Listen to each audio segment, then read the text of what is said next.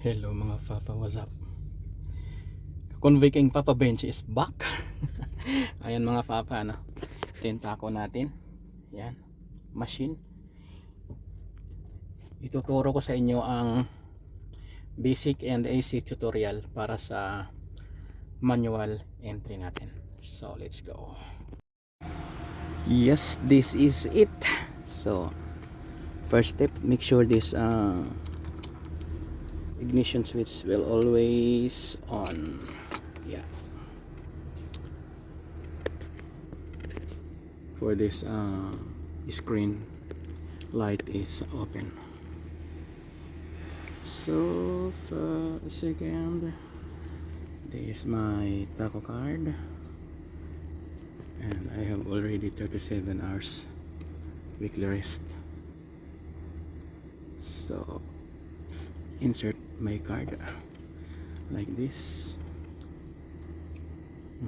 Like this, insert my card, or insert your card, and then make this driver one other works. See, we have other works mode, then insert card.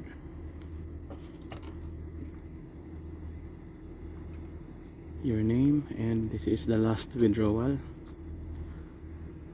and then taco asking rest until now.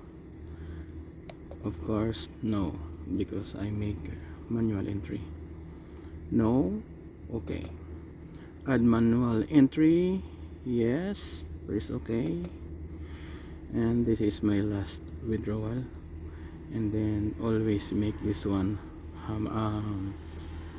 bed resting time, press OK, and this is the current time, OK and OK, and then make minus because I need to start at 8 o'clock in the morning.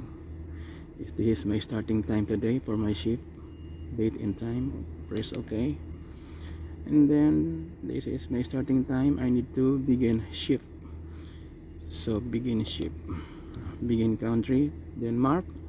Okay, and this is my shifting time today, press OK, always this hammer mode. Okay, and then as tapo asking what will I do now, this time and until current time, press OK. Of course I have hammer or other works mode, press OK, OK, and OK. So entries print out, I choose no. It's your choice if you want to print out. You are done yes or no. I choose no, and then confirm entries yes. Ready to drive. So I have already 10 minutes other works.